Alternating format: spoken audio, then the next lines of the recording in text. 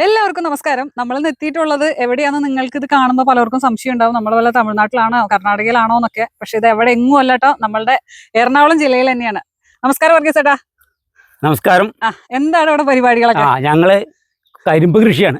ഇതെന്റെ ഇളയപ്പൻ കുര്യപ്പൻ, ഞങ്ങൾ രണ്ടുപേരും കൂടി ആണ് ഈ കരിമ്പ് കൃഷിയൊക്കെ നടത്തുന്നത്.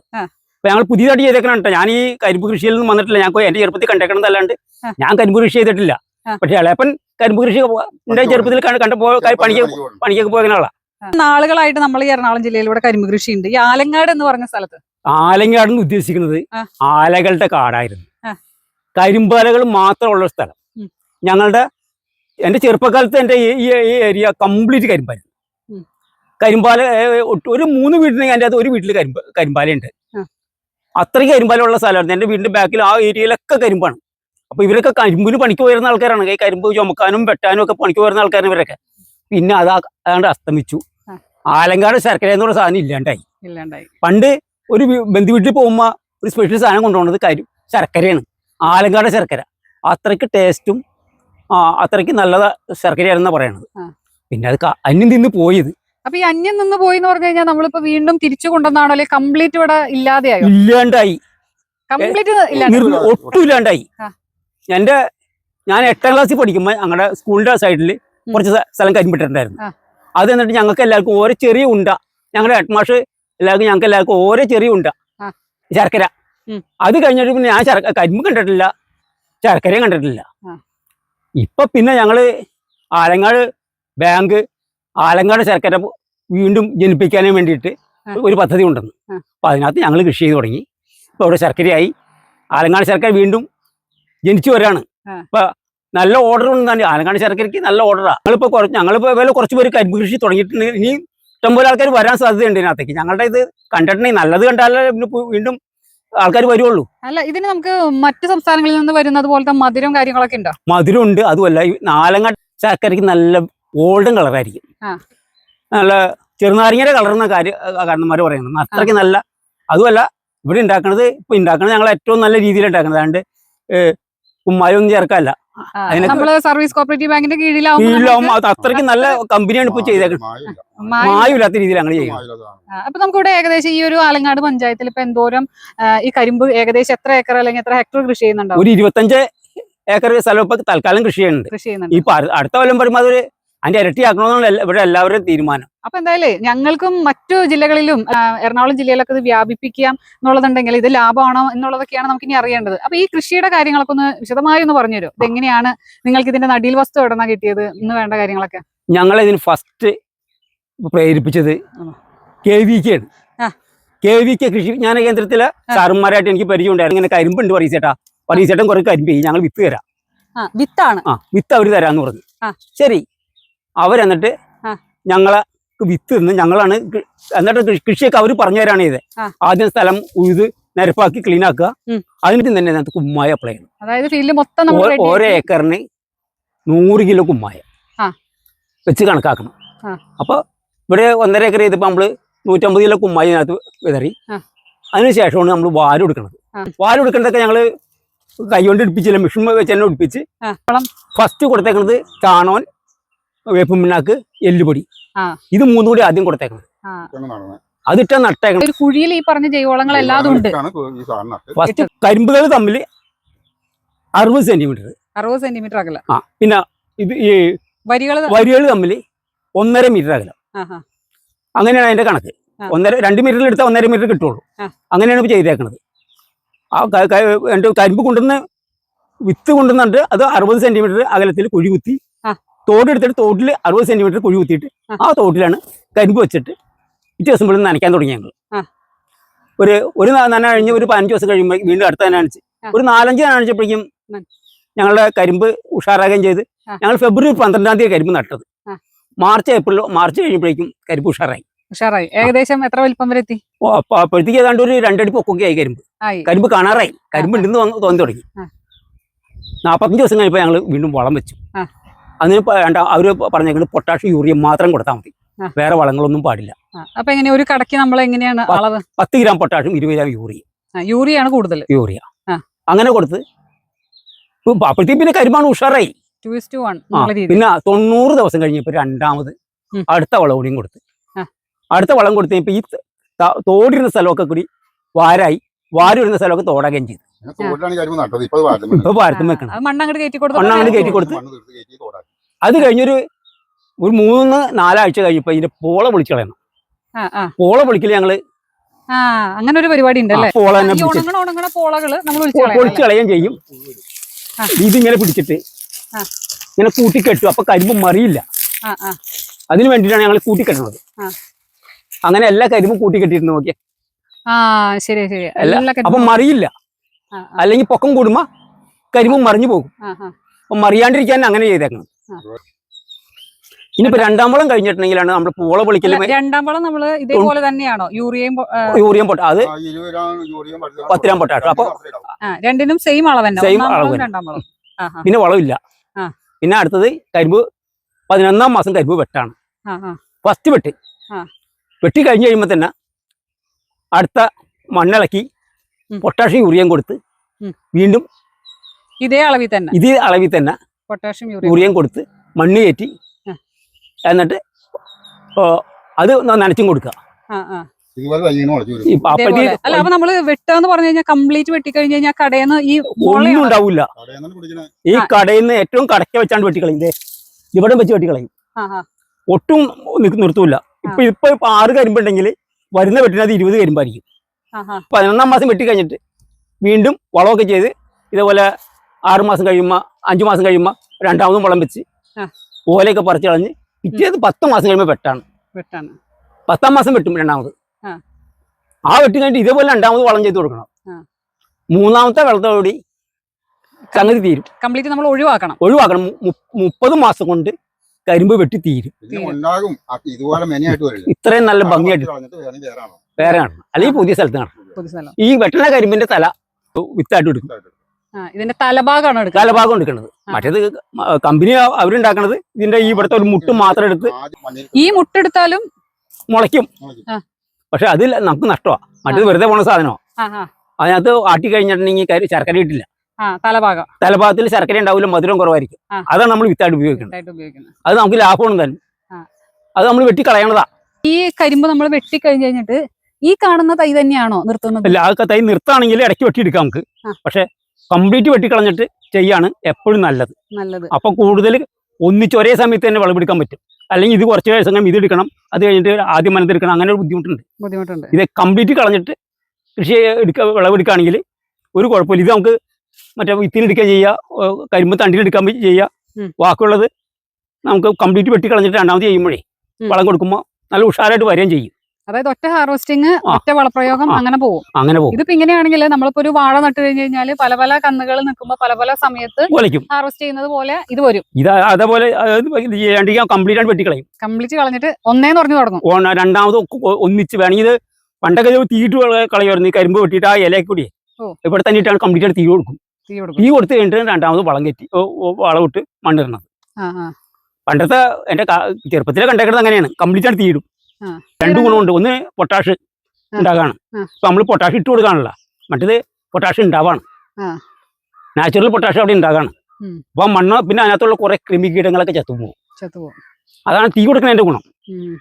അപ്പൊ പിന്നെ ഈ കരിമ്പിന് കൂടുതൽ പൊട്ടാനുള്ള സാധ്യത കൂടും. തീ വരുമ്പോഴേ ചൂട് വരുമ്പോ കൂടുതൽ മുളയ്ക്കാനുള്ള ഒരു ടെൻഡൻസി അതിന് തന്നെ ഉണ്ടാകും. സാധാരണ വാഴ കൃഷിക്കൊക്കെയാണ് 1 വർഷത്തെ പാട്ടത്തിന് എടുക്കുന്നതാണെങ്കിൽ കരിമ്പ് കൃഷി ചെയ്യുന്നവർക്ക് കുറഞ്ഞത് 3 വർഷം സ്ഥലം തരാൻ ആൾ മടിക്കണേ. 3 വർഷത്തേക്ക് ഞങ്ങൾക്ക് തന്നു. 3 വർഷത്തേക്ക് പട്ടക്കരാറ് എഴുതി മേടിക്കും. 3 വർഷത്തേക്ക് തന്നു. എല്ലാവരും തരില്ല. 3 കൊല്ലം വിളവിന് ആള് മടിക്കാണ്. 3 വർഷം സ്ഥലമുള്ള ആളും പറയണ 3 വർഷത്തേക്ക് പറ്റൂല. അത് കരിമ്പിട്ട കാട് കയറും, കുറുക്കം വരും, അത് വരും, ഇത് വരും. ഇത് പറിച്ചു കളയുമ്പോൾ ഒന്നും ഉണ്ടാവില്ല. പക്ഷെ കർഷകനെ സംബന്ധിച്ചിടത്തോളം കൂടുതൽ അധ്വാനം കുറവാണ്. നമുക്ക് ലാഭം എങ്ങനെയാണ്? ഇനി ലാഭത്തിന്റെ ഒന്നും പറയാറായിട്ടില്ല. ലാഭം പറയാറാവണുള്ളൂ. എന്നാലും ഞങ്ങൾക്ക് നോക്കിയിട്ട് ഒരു കരിമ്പ് ഏതാണ്ട് 2-2.5 കിലോ ഉണ്ടാവും. 2.5 കിലോ ഉണ്ടെങ്കിൽ 5 രൂപ വെച്ച് കിട്ടുകയാണെങ്കിലും 10-12 രൂപ ഒരു പീസ്. അപ്പൊ ഞങ്ങൾ വെട്ടി തൂക്കി നോക്കിയ ഒരു കരിമ്പ് അത് 2 കിലോത്തിൽ ആവറേജ് ഒരു കിലോ കരിമ്പ് 2 കിലോ ഉണ്ട്. ഇവരെടുക്കാനുസരിച്ചാണെങ്കിൽ നമുക്ക് അതിൽ കൂടുതൽ കാശ് കിട്ടും. അപ്പോൾ 5 രൂപ വെച്ച് കൂട്ടിയാൽ മതി. എന്നാലും 2 കിലോ കരിമ്പ് 2.5 കിലോ കരിമ്പ് ഉണ്ടെങ്കിൽ 10-12 രൂപ ഒരു കരിമ്പ് ഒരു 6 കരിമ്പുള്ള ഒരു കടയാണെങ്കിൽ 100-100 രൂപ ഒരു കടയിൽ നിന്ന് നമുക്ക് കിട്ടും. പിന്നെ നമ്മൾ വലിയ കാശ് മുടക്ക് പിന്നെ 2ാമത് ഇല്ല. 2ാമത്തെ കൊല്ലമാണ് ശരിക്കും നമുക്ക് കാശ് കിട്ടണത്. ആദ്യത്തെ കൊല്ലം അത്രയും കാശ് കിട്ടില്ല. ആദ്യം ഈ ചെലവൊക്കെ കഴിഞ്ഞിട്ട് കിട്ടിയെന്ന് മാത്രമേ ഉള്ളൂ. പക്ഷെ നല്ല മുടക്കുണ്ട്. അല്ല മുടക്കുണ്ട്. എന്നിരുന്നാലും നമ്മളിപ്പോ വാഴയ്ക്കൊക്കെ നമ്മൾ ഇൻവെസ്റ്റ് ചെയ്യാന്ന് പറഞ്ഞു കഴിഞ്ഞാൽ 6 തവണ അതിന് 3 ലേബർ ചാർജ് കൂടുതൽ അതൊക്കെ വെച്ച് നോക്കുമ്പോ ഇതിന് അങ്ങനെ ഒരു പ്രശ്നം കണ്ടിട്ടില്ല. ആ, ലേബർ ചാർജ് വാഴയുടെ പകുതി ഉള്ളൂ. ആ. ഇനി ലാഭം കറക്റ്റ് അറിയണമെങ്കിൽ ഈ കൊല്ലം കഴിയണം. അപ്പൊ നമുക്ക് എങ്ങനെയാ ഈ കരിമ്പ് എങ്ങനെയാ ബാങ്ക് എടുക്കുന്നത്? സർവീസ് ബാങ്ക് എങ്ങനെ നിങ്ങൾ കർഷകരുടെ കയ്യിൽ നിന്ന് ഞങ്ങളുടെ സംഭരിക്കുന്നത് നേരിട്ട് അവരെടുക്കാണ്. എങ്ങനെയാണ് നമുക്കപ്പോ റേറ്റ് അവര് 7 രൂപയാണ് 7 രൂപയാണ് പറഞ്ഞേക്കണത് തൂക്കത്തിന്. വെട്ടി തൂക്കം അവിടെ കൊടുക്കുക. ആ. അവർ 7,000 രൂപ വെച്ച് തരാന്നാ പറഞ്ഞേക്കണത്. അപ്പൊ നമുക്കതനുസരിച്ച് പിന്നെ ഇനി വെട്ടണ ഒരു പണിയാണ് നമുക്ക് ഇനി ഉള്ളത്. ഇതിന് മറ്റോ ചൊറിച്ചിലോ അങ്ങനെ എന്തെങ്കിലും അതൊക്കെ ഉണ്ട്. ചോർക്കിലൊക്കെ ഉണ്ടാവും. കയറി കഴിഞ്ഞാൽ ചൊറിച്ചിലൊക്കെ ഉണ്ടാവും. നമ്മള് വെണ്ട കൃഷി ചെയ്യുന്ന പോലത്തെ ചൊറിച്ചിലാണോ നമുക്ക്? അതല്ല, അത് മേലെ ഒരു 1.5 ചൊറിച്ചില്ല. വെണ്ട കൃഷിയേക്കാൾ കൂടുതലുണ്ട്. ഭയങ്കര പ്രശ്നം. വെണ്ട കൃഷിക്ക് നമ്മള് ഗ്ലൗസ് ഇട്ട കാര്യം കഴിഞ്ഞു. സൂട്ടൊക്കെ ഇട്ട് അവർ കയറുള്ളൂ. അപ്പൊ നമുക്ക് ഇതിന്റെ ഇനി 1 വർഷമൊക്കെ കൂടി കഴിയുമ്പോഴേക്കും കറക്റ്റ് നമുക്ക് ഇത് കേരളത്തിലെ വാണിജ്യാടിസ്ഥാനത്തിൽ ചെയ്യാൻ പറ്റും എന്നാണ് എന്റെ അഭിപ്രായത്തിൽ. ഞാൻ കുറെ ആൾക്കാരും കൂടി ഇതിനകത്തേക്ക് വരണം. ഞാനിപ്പോ ഞങ്ങൾ രണ്ടുപേരൊക്കെ ആണ്ട് തീരായ പെൻഷൻ പറ്റിയ ആൾക്കാരാ. ഇനി ചെറിയ കുറച്ച് ചെറുപ്പക്കാരും കൂടി വന്നിട്ടുണ്ടെങ്കിൽ ഇത് അടിപൊളിയാകും. അല്ല എന്തായാലും ഇവിടെ ഒരു 25 ഏക്കറോളം ഉണ്ട് എന്ന് പറഞ്ഞു കഴിഞ്ഞാല് അത് അത്രയും ഇതിലൊരു വിശ്വാസം ഉള്ളതുകൊണ്ടാണല്ലോ. ഇപ്പൊ നമ്മുടെ സൊസൈറ്റി കരിമ്പ് നമ്മളിപ്പോ പ്രൈവറ്റ് പാർട്ടി എടുക്കണമെങ്കിൽ ചിലപ്പോൾ പറ്റൂല. ഈ സൊസൈറ്റി കരിമ്പ് എടുക്കുന്നുള്ളത് നമുക്ക് സമാധാനമാണ്. അതുകൊണ്ടാണ്. അതല്ല നമ്മളല്ലെങ്കിൽ കരിമ്പ് വെട്ടിയിട്ട് കൊണ്ടുപോകാൻ ആളില്ലെന്ന് പറഞ്ഞെങ്കിൽ സംഗതി പണിയായ ആ കാശും തരും. അപ്പൊ എന്തായാലും ഇതുപോലുള്ള നമ്മളെ ശർക്കര നിർമ്മാണ യൂണിറ്റുകളൊക്കെ ഉണ്ടെങ്കിൽ മാത്രമാണ് നമുക്ക് കാര്യമുള്ളൂ. അല്ലെങ്കിൽ പിന്നെ നമ്മൾ റോഡില് ജ്യൂസ് അടിക്കാൻ കൊടുക്കണം നടക്കണം. അപ്പൊ അവരെ അന്വേഷിക്കണം. അവന് സ്ഥിരം പാർട്ടി ഉണ്ടാവും. നമുക്ക്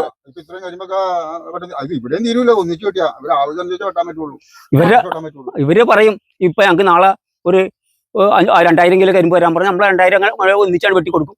അത് കഴിയുമ്പോൾ ഒരാഴ്ച 4 ദിവസം കഴിയുമ്പോഴായിരിക്കും ചിലപ്പോൾ അടുത്ത 2000 കൊടുക്കാൻ പറയും. അപ്പൊ നമുക്ക് ഒന്നിച്ചുകൊണ്ട് അവിടെ കൊടുത്താലും പറ്റില്ല. അവർ കിടന്നു കഴിഞ്ഞാൽ ഉണങ്ങി പോകും.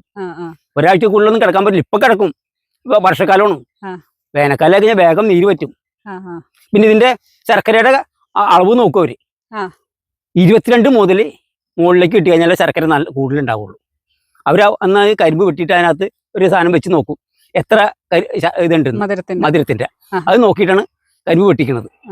അല്ലെങ്കിൽ ശർക്കര കുറെ കരിമ്പ് കൊടുത്താലും ശർക്കര ഉണ്ടാവില്ല. നമ്മൾക്ക് ഇതുപോലെ സാധാരണ ജനങ്ങൾ ഇത് വാങ്ങാൻ വരാറുണ്ടോ? എങ്ങനെയാണ് ഇവിടെ ഇപ്പൊ ഉണ്ടാക്കുന്ന സാധനം ഒരു ദിവസം പോലും ബാക്കിയില്ല. സാധനം വേണ്ടേ? അതല്ല ഈ കരിമ്പ് നമുക്ക് കരിമ്പ് വാങ്ങിക്കാനായിട്ട് ഞങ്ങൾ കൊടുക്കാറില്ല. രോഗങ്ങളോ അങ്ങനെ ഇതിന് വലിയ അസുഖങ്ങളുള്ള പക്ഷെ നല്ല അസുഖമുണ്ട്. വലിയ മറ്റുള്ള വാഴയ്ക്ക മറ്റുള്ള പച്ചക്കറിക്ക് വലിയ മരുന്ന് അടിക്കാൻ നടക്കണ്ട.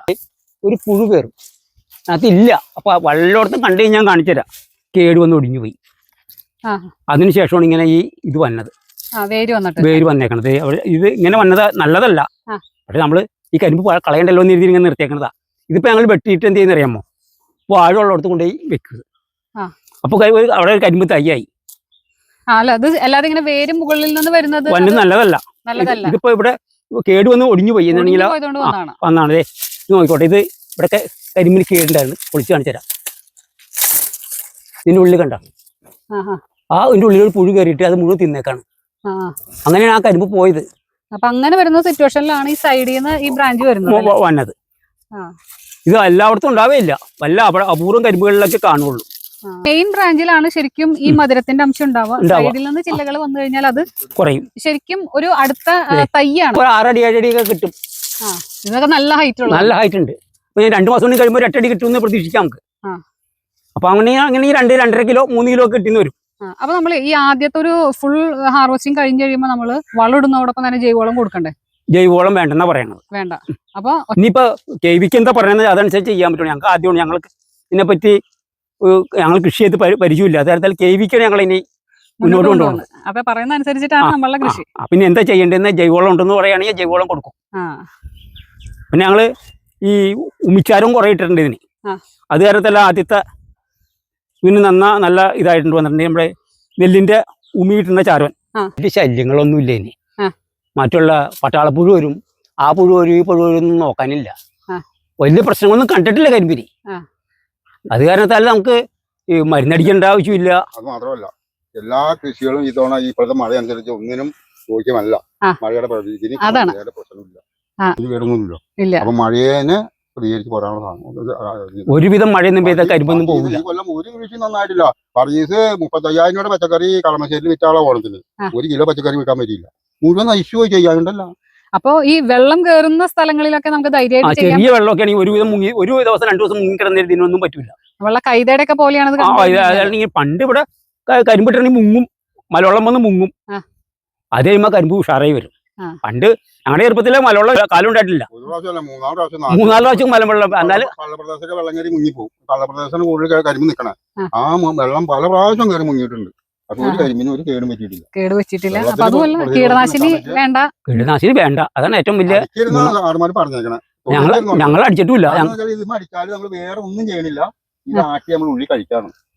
അതുകൊണ്ട് അപ്പൊ നമ്മൾ വേറെ ഇതിനകത്തൊന്നും ചെയ്യണില്ല. നീരെടുത്തിട്ട് ആട്ടി എടുക്കുമ്പോൾ അതിന്റെ വിഷാംശങ്ങൾ അതിനകത്തുണ്ടാവും. വിഷം അടിച്ചു പോയിരുന്ന പറഞ്ഞത്. ഞങ്ങൾ അടിച്ചിട്ടില്ല. 100% ജൈവം തന്നെയാണത്. അതായത് ഒരു കീടനാശിനി വേണ്ട. അപ്പൊ അത് വലിയൊരു കാര്യം തന്നെയാണ്. അപ്പൊ ധൈര്യമായിട്ട് നമുക്ക് ഈ കൃഷിയിലേക്ക് വരാൻ പറ്റുന്ന ഒരു കൃഷി തന്നെയാണ്. പക്ഷെ ഇതിന് വിപണന സാധ്യത ഉണ്ടെങ്കിൽ മാത്രമേ നമ്മൾ ഈ ഒരു കൃഷിയിലേക്ക് ഇറങ്ങിയിട്ട് കാര്യമുള്ളൂ. ആദ്യത്തെ ഒരു കൊല്ലം പണിയുണ്ട്. ഇത് നന്നായി പിടിപ്പിച്ചെടുക്കാൻ തന്നെ പണിയുണ്ട്. ഇത്ര മുട്ടുമ്പോ ഒരു ഇത്രയുള്ള ഒരു കൂമ്പട വന്നത് ഇത് പിടിപ്പിച്ചെടുക്കാൻ തന്നെ നല്ലൊരു പണി വന്നു. ഞങ്ങൾ രണ്ടുപേരും ഒരുപാട് ബുദ്ധിമുട്ടി. അല്ല, പക്ഷെ അന്നേ തന്നെ നമുക്ക് ഇതുപോലെ തല നടുകയാണെങ്കിൽ ഇത്രയ്ക്ക് പണി ഉണ്ടാവുമോ? അതും പറയാം. നമ്മൾ ചെയ്തിട്ടില്ല, നമ്മൾ പഠിച്ചിട്ടില്ല. അത് തല ഉണ്ടായിരുന്നില്ല, തല തന്നില്ല. അവിടുന്ന് തയ്യായിട്ട് തന്നത്. തന്നാണ് 5000 തൈ. അപ്പൊ എന്തായാലും നിങ്ങൾ ഹാപ്പിയാണ്? ഞങ്ങൾ ഹാപ്പിയാണ്. ഇപ്പൊ ഇനി വെട്ടി ശർക്കര ആയി കഴിയുമ്പോൾ നമ്മുടെ കുറച്ചുകൂടി ഹാപ്പി ആവണമെങ്കിൽ അതുകൊണ്ട് വേണം. അപ്പൊ ഇനിയും ഇതുപോലെ ഇതിൽ കൂടുതലും മധുരത്തിനുള്ള സാധ്യതകൾ എന്തെങ്കിലും വളപ്രയോഗത്തിലൂടെയോ എന്തെങ്കിലുമൊക്കെ ഉണ്ടോ എന്നുള്ളതൊക്കെ അതിന് KVK തന്നെ പറയും. KVK സയന്റിസ്റ്റുകളാണ് ഇത് ഞങ്ങൾക്ക് തന്നേക്കണത്. ഒരു KVK ഒരു പുഷ്പരാജാണ് ഇതിന്റെ മെയിൻ ഞങ്ങളെ നോക്കണ ആള്. അന്യം നിന്ന് പോയ ഒരു സാധനം തിരിച്ചു കൊണ്ടുവരാ എന്ന് പറയുന്നത് വലിയൊരു കാര്യമാണ്. ഒരു ചില്ലറ പണിയല്ല അത്. 45 കൊല്ലം ഇത് ഓടി കൊടുക്കും. അപ്പൊ അതില് നിങ്ങൾ ഇത്രയും കർഷകര് സപ്പോർട്ടായി നിൽക്കാന്ന് പറയുന്നത് അതിനേക്കാൾ വലിയൊരു അഭിനന്ദനം അർഹിക്കുന്ന ഒരു കാര്യം തന്നെ. ഞങ്ങൾ മാത്രം പോരാ, ഇനിയും വേണം. ഒരു 10-25 ആൾ കൂടി വരണം. എന്നാലാ ഇത്. അല്ല, ഇതിപ്പോ നോക്കിയാലേ ഇതിന്റെ തൊട്ടപ്പുറത്തൊക്കെ ഇഷ്ടംമാര് ഈ പറഞ്ഞ പോലെ വെറുതെ കിടക്കുന്ന സ്ഥലങ്ങളൊക്കെ ഉണ്ട്. അപ്പൊ അതൊക്കെ കൂടുതലായിട്ട് ഇത് ഒരെണ്ണം ലാഭമായിട്ട് കണ്ടു കഴിയുമ്പോൾ ആൾക്കാർ ഇനി സ്ഥലം തരാനും ഒക്കെ സാധ്യതയുണ്ട്. അപ്പൊ എന്തായാലും കൂടുതൽ സ്ഥലമുള്ളവര് ഒന്ന് ഇതുപോലെ 3 വർഷത്തേക്ക് പാട്ടം കൊടുക്കാനുള്ള ഒരു മനസ്സ് കാണിക്കാന്നുള്ളതാണ് ചെയ്യാനുള്ളത്. തരാനുള്ളത് ഒരു മനസ്സ് അവർ കാണിക്കണം. മനസ്സ് കാണിച്ചാലേ നമുക്ക് സ്ഥലം കിട്ടിയാലേ ചെയ്യാൻ പറ്റുള്ളൂ. സ്ഥലമില്ലാണ്ട് ഇത് ചെയ്യാൻ പറ്റൂല. അതുകൊണ്ട് ചോദിച്ചു കഴിയുമ്പോൾ 3 കൊല്ലത്തെ കൃഷി അത് കരിമ്പാ കുറുക്കം വരും, അല്ലെങ്കിൽ കാട് പിടിക്കും, അങ്ങനെയുള്ള പേരുകളെ പറയാം. ഇപ്പൊ ഇത് കണ്ട ആൾക്കാർ പറയും ഇനി തന്നെ കുഴപ്പമില്ല, കാടുമില്ല, ഒന്നുമില്ല, നല്ല ഭംഗിയായിട്ട് ഇട്ടേക്കണേ. 1000 വാഴ അല്ല 10000 വാഴയൊക്കെ ചെയ്യുന്നവരുണ്ടെങ്കിൽ അതിലൊരു കുറച്ച് ഏരിയ ഒക്കെ ഇതുപോലെ പരീക്ഷിച്ച് നോക്കാവുന്നതല്ലേ? വാഴ വെച്ച പറമ്പില് കരിമ്പ് വെച്ചിട്ടുണ്ടെങ്കിലേ അടിപൊളിയായിരിക്കും എന്ന് പറയണത്. പല ആൾക്കാർ ഇപ്പൊ വന്നുണ്ട് ഞങ്ങളോട് ഇതിന്റെ തലയൊക്കെ ചോദിച്ചിട്ട് ഇഷ്ടം പോലെ ആൾക്കാർ ഇനി അടുത്ത സീസണിലേക്ക് നടാനായിട്ട്. നവംബറൊക്കെ ആവാറായി, എന്നിട്ടും വെള്ളം നിൽക്കുന്ന സ്ഥലത്ത് പോലും ഇവിടെ കരിമ്പ് നല്ല രീതിയിൽ നല്ല രീതിയിൽ തമിഴ്നാട്ടിലൊക്കെ പോയി കാണുന്ന പോലെ തന്നെ കരിമ്പ് നിൽപ്പുണ്ട് ഇവിടെ. കരിമ്പ് വെക്കുന്നുണ്ട്. അതുപോലെ അധികം നനയൊന്നും വേണ്ട, ശുശ്രൂഷ കുറച്ച് മതി. പിന്നെ നട്ടിട്ടുണ്ട് പോയാൽ പോരാ, ഇടയ്ക്കൊക്കെ ഒന്ന് പുല്ലൊക്കെ കളയാ, ഈ വോള പൊളിച്ച് കളയാ, അതൊക്കെ ചെയ്താലേ കരിമ്പ് തന്നാവുള്ളൂ. അപ്പൊ കൃഷി ലാഭത്തിലാകുക എന്ന് പറയുമ്പോ 100 രൂപ ഇറക്കിയിട്ട് 120 രൂപ കിട്ടണേക്കാൾ നല്ലത് 100 ഇറക്കി 200 കിട്ടുന്നല്ലേ? അത് തന്നെ നല്ലത്. അതാണ് യഥാർത്ഥത്തിൽ കൃഷി ലാഭത്തിൽ വന്നത്. അപ്പൊ നമ്മളെ കരിമ്പിനെന്ന് വെച്ചിട്ടുണ്ടെങ്കിൽ എല്ലാ കാലവും എല്ലാ കൃഷിയും ലാഭമായെന്ന് പറയാൻ പറ്റൂല. ചില കൃഷികളൊക്കെ നഷ്ടത്തിലൊക്കെ പോകും. അപ്പൊ എന്നാലും കൂടുതൽ ഏരിയ ചെയ്യുന്നവർ ഇതുപോലെ കുറച്ച് ഏരിയ ഒക്കെ ചെയ്ത് നോക്കാം. പിന്നെ ശർക്കര നിർമ്മാണ കേന്ദ്രങ്ങളൊന്നും ഇല്ലെങ്കിൽ പോലും എല്ലാ ജംഗ്ഷനുകളിലും ഇപ്പൊ ഈ കരിമ്പ് ജ്യൂസ് ഉണ്ട്, കരിമ്പ് ജ്യൂസുകാരുണ്ട്. അപ്പൊ നമുക്ക് അങ്ങനെയും വേണമെങ്കിൽ കൊടുക്കാം. അപ്പൊ സാധ്യതകളുണ്ട്. നമ്മളത് കണ്ടെത്തുക, നടത്താന്ന് മാത്രമേ ഉള്ളൂ.